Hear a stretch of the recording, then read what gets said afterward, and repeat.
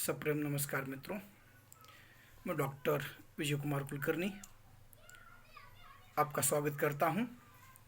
आज हम जिस कहानी पर चर्चा करने जा रहे हैं उस कहानी का नाम है बेठन, जिसके कहानीकार का नाम है डॉक्टर नीरजा माधव।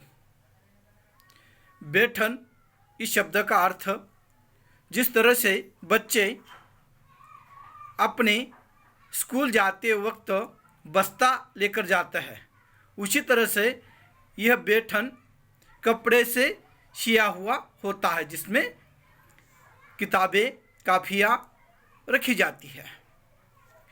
तो हम देखते हैं प्रस्तुत कहानी भूख और अभाव का चित्रण करती है तथा एक छोटे से बच्चे का मनोवैज्ञानिक चित्रण भी इसमें दिखाई देता है।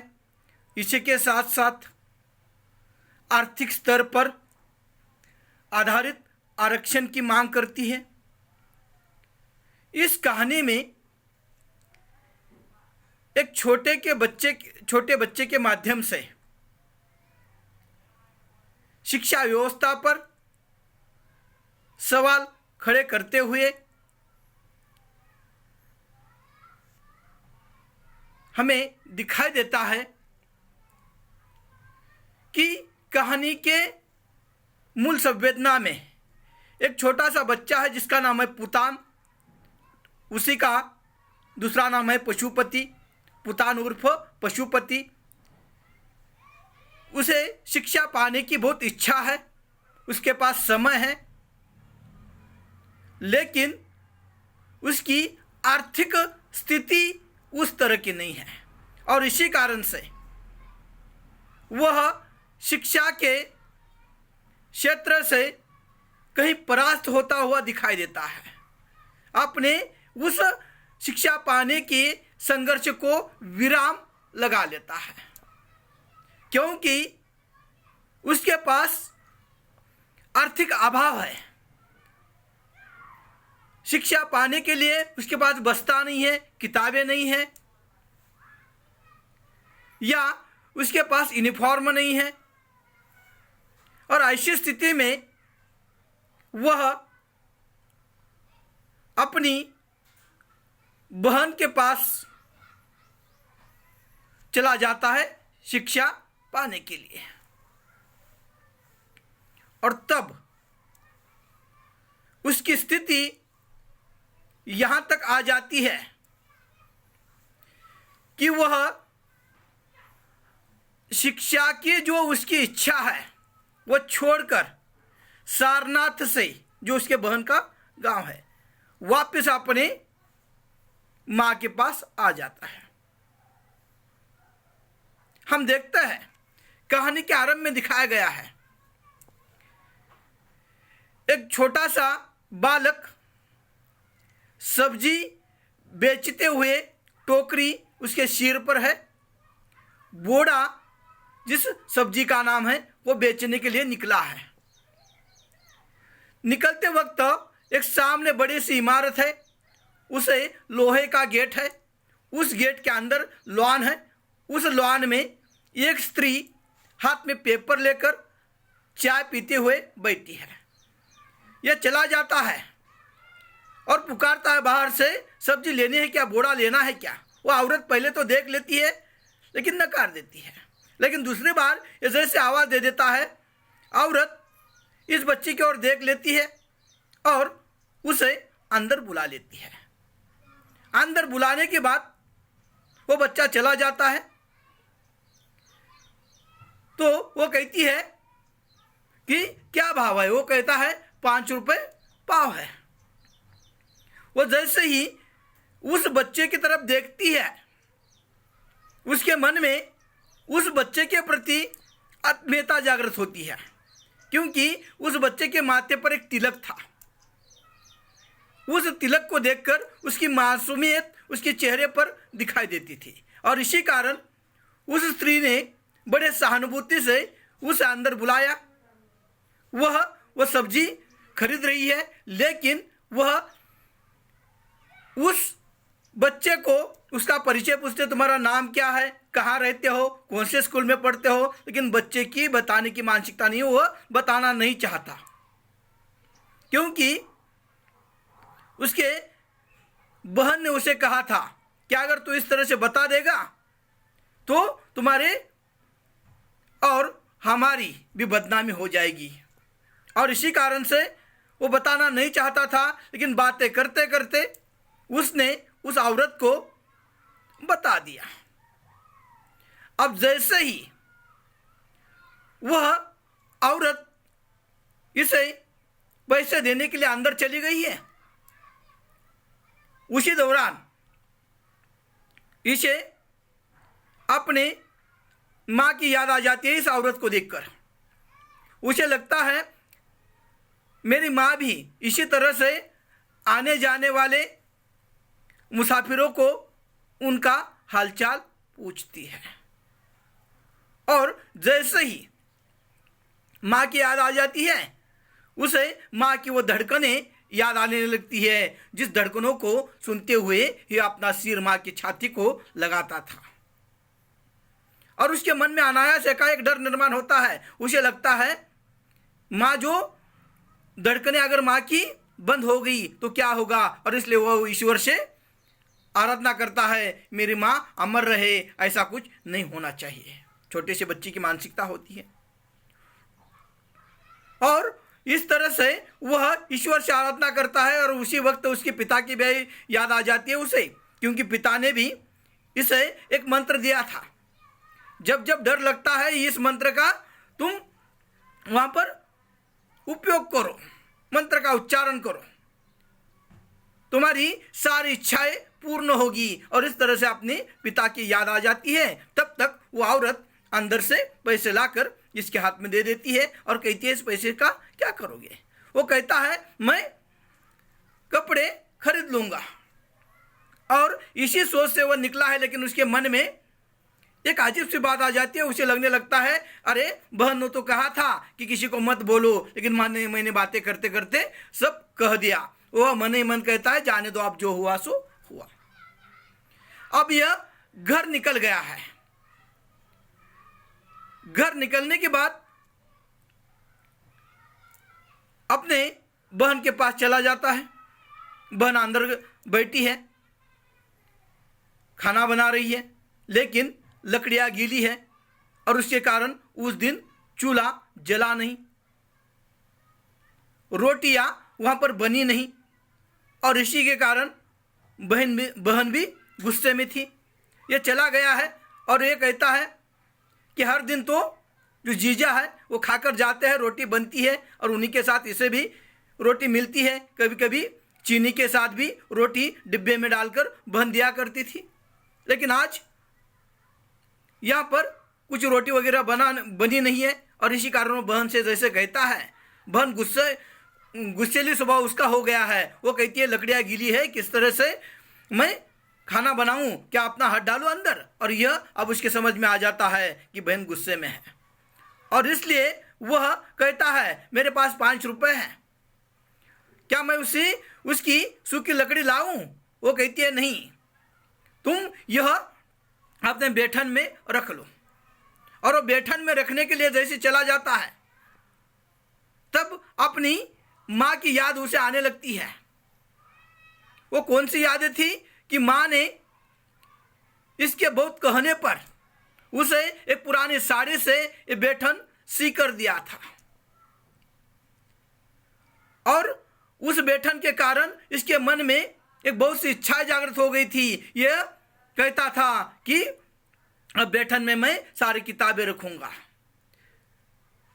और इस तरह से हर चीज वहां पर रखी जाएगी, खाने की चीज भी वहां पर रखी जाएगी, एक साथ वह सारी चीजें उस पर समा जाएगी। और इस तरह से मन ही मन खुश हो जाता है। लेकिन माँ ने कहा था कि सब बच्चे झोला ले जाते हैं लेकिन तुम बाबा आजम की जमाने का तुम्हें बैठन चाहिए, इस तरह से माँ कहती है। लेकिन यह कहता है कि मेरे साथी लोग जो मेरे दोस्त हैं वो भी लाया करते हैं।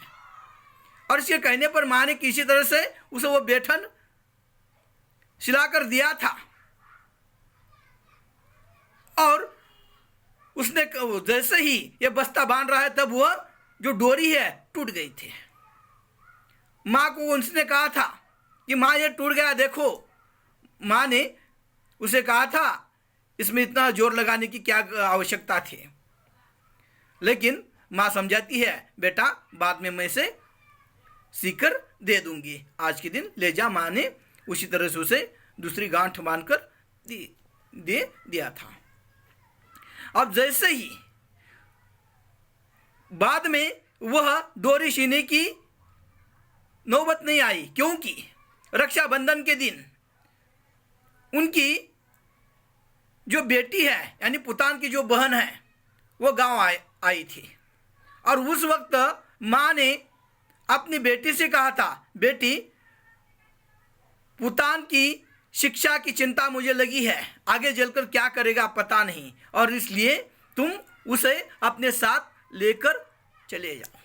लेकिन उसने कहा था तुम्हें पता है मेरे पति किस तरह के हैं, अपने ही आज अपने साथ व्यवहार ठीक तरह से नहीं करते, इस तरह से उसने कहा था। लेकिन माँ ने फिर भी विनती की बेटी तुम्हें तो पता है तुम्हारे पिताजी पूजा अर्चना करते हैं, यहाँ पर आप ज़्यादा पूजा नहीं होती, लोग दान दक्षिणा भी नहीं देते, खेती भी में भी फसल नहीं आती, और ऐसा अभाव का जीवन है। और ऐसे में पुतान की भविष्य का क्या होगा, और इसलिए बार बार विनती करते हुए उसने अपने बेटी को मनाया था। बेटी ने कहा था ठीक है मैं देख लेती।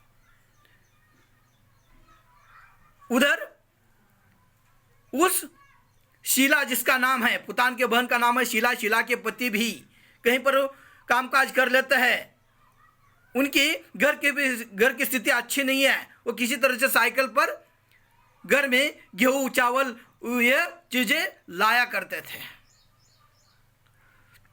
और उसी में से घर चलाना पड़ता था। और इसी कारण से वह चिड़चिड़ा स्वभाव उनका हो गया था, और वो बार बार कहते थे कि सब महंगाई हो गई है, इसी से घर चलाओ।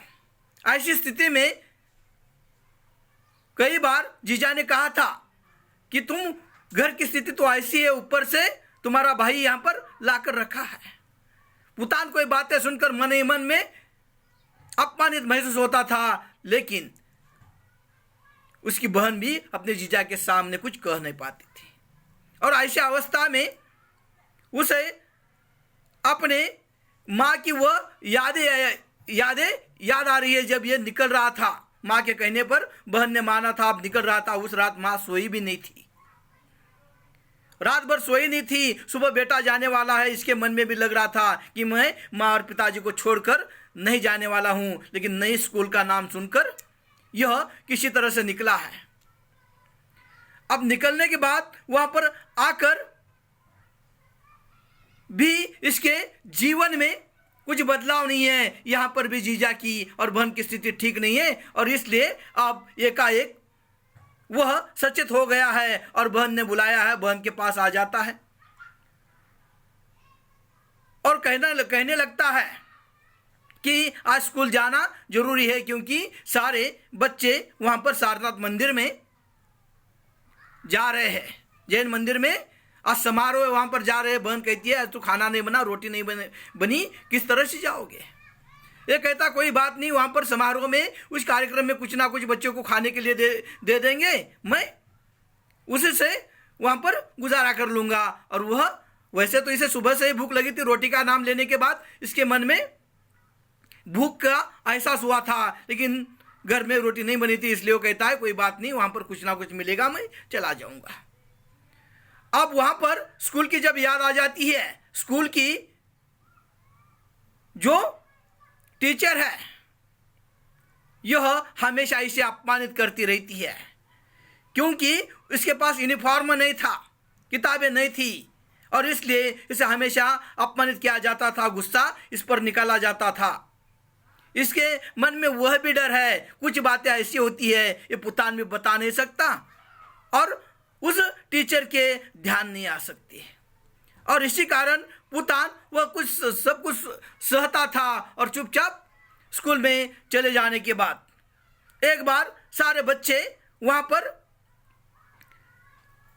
फॉर्म भर रहे हैं स्कॉलरशिप का। पुतान वो देख लेता है, पुतान भी मैडम के पास चला जाता है और मैडम को कहता है, मैडम मुझे भी वो फॉर्म भरना है। मैडम कहती है, तुम कौन हो? वो कहता है, मैं भी गरीब हूँ। वो कहती है, कुछ भी किसी भी तरह से बच्चे आ जाते हैं, ये तुम नहीं भर सकते हैं, ये अनुचित जमाती के लिए है, जाति के लिए है, तुम नहीं भर सकते। इस तरह से उसे अपमानित करते हुए वहां से निकाल दिया जाता है और वो जाकर चुपचाप बैठ जाता है। अब पहले इसे जाने के लिए देर हो गई थी। अब सारे बच्चे वहां पर सारनाथ मंदिर के लिए निकल रहे हैं। कतार खड़ी है, कतार में सारे बच्चे इकट्ठा हुए हैं, यह भी जाकर कतार में खड़ा है। और उस वक्त एकाएक उसकी मैडम इस पुतान को देख लेती है और वहां से चिल्लाती है, पुतान इधर आओ, तुम्हें यूनिफॉर्म नहीं है, तुम अंदर नहीं आ सकते, तुम यहां पर बाजू बैठो। अब चुपचाप पुतान वहां पर रोनी जैसी सूरत करते हुए वहां पर बैठ जाता है। उसे दाई के साथ बिठाया जाता है। दाई और इसे यह जो बाकी बच्चों के बस्ते है उसके पास बिठाया जाता है। अब सारे बच्चे निकल गए हैं, ये पुतान रो रहा है, इसके मन में वेदना हो रही है।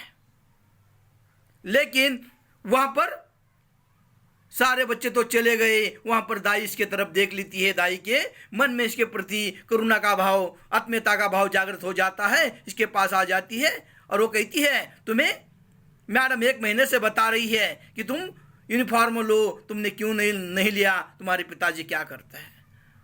वो कहता है, गांव में पूजा पाठ करते हैं, कुछ बता नहीं पाता। और इस तरह से वह अपनी कुछ बातें बता देता है। लेकिन दाई कहती है, जैसे दाई ने ममत्व दिखाया पुतान को, पुतान लिपक गया दाई को। जिस तरह से एक बच्चा माँ को लिपक जाता है, उस तरह से लिपक गया दाई के मन में। इसके प्रति करुणा का, ममत्व का भाव जागृत हो गया। उस दाई को इस पुतान में अपने बच्चे का दर्शन हो गया और उसे छाती को लगाकर उसने कहा कि सुबह से तुमने खाया है कुछ? पुतान कुछ बोल नहीं सका। उसने उसके उस बस्ते में उसके पास उसने देखा वो डिब्बा वगैरह है क्या, लेकिन कुछ नहीं था। उसके समझ में आ गया इसके पास खाने के लिए भी कुछ नहीं है।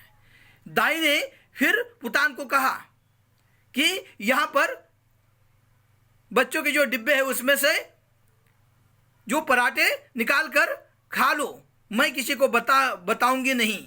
पुतान की हिम्मत नहीं हुई, लेकिन दाई ने जैसे ही उसके सामने ऊपर परोठे रखे, भूख ने गर्दन भी हिलने नहीं दी, चुपचाप वो लेकर खा बैठा। अब जाकर उस गेट के पास खड़ा है, देख रहा है अंदर बच्चे सारे बैठे हैं, वो समारोह चल रहा है। समारोह में सारे बच्चों के हाथ में वहां पर अलग अलग पंछी है और उस पंछी को देखकर इसके मन में भी आशा जागृत होती है कि मैं भी क्यों ना जाऊं वहां पर। लेकिन इसके पास यूनिफॉर्म नहीं था और इसलिए उसे आने नहीं दिया और वह वहीं से देख रहा है। सारे बच्चे खुशियां ले रहे हैं, आकाश में पक्षी विहार कर रहे हैं, सब बच्चे तालियां बजा रहे हैं, खुश है। लेकिन पुतान गेट के सामने खड़ा होकर एक बार दाई से कहता भी है, क्या मैं अंदर जाऊं? लेकिन दाई कहती है, तुम नहीं जा सकते, तुम्हारे पास यूनिफॉर्म नहीं है। मैडम गुस्सा हो जाएगी, नीचे उतारो, मैडम आ रही है। कहने की बात वह आकर खड़ा हो जाता है। सही में वहां पर मैडम आ रही थी। मैडम और बच्चे आ जाते हैं।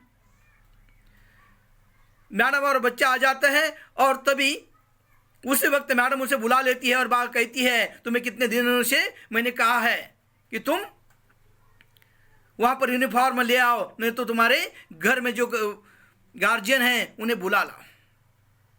उसके कान पकड़ लेती है और उसी समय एकाएक एक बच्चा जिसका डिब्बा इसने खाया था वो आकर खड़ा हो जाता है, जिसका नाम है शुभंकर। और शुभंकर अपने मैडम को कहने लगता है, मैडम मैंने माँ से कहकर 2 पराठे मंगाए थे, लेकिन एक ही पराठा है। तो मैडम और गुस्सा हो जाती है और उसे कहने लगती है, बोलो किसने खाया है। ये पहले तो कुछ बताने की स्थिति में नहीं था और उसके बाद जैसे ही वह दाई को बुलाया जाता है, दाई को डांटा जाता है, यह सब देख रहा है पुतान, और इसके मन में डर है मेरे कारण इस दाई की नौकरी जा सकती है, और इसलिए पुतान वहां पर उसे कहता है कि मैंने ही वहां पर खाने के लिए मैंने ही, ये पुतान कहता है मैंने ही लिया था, इसमें दाई का कोई कसूर नहीं है। और तब वो मैडम उसका कान पकड़ उसे दरवाजे की तरफ, द्वार की तरफ ढकेल देती है। अब पुतान वहां से निकला है, उसके मन में तरह तरह की चिंता है, घर में जाकर क्या करेंगे, बहन तो कुछ बात नहीं कर सकती, जीजा को तो कह नहीं सकती, जीजा पहले गुस्सा हो जाता है। और इस स्थिति में उसे अपनी माँ की याद आने लगती है।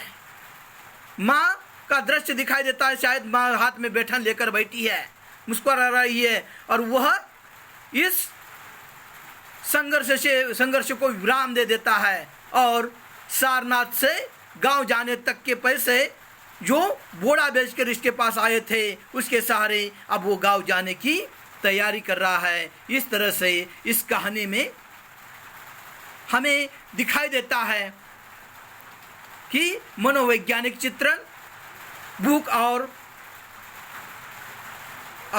का और अभाव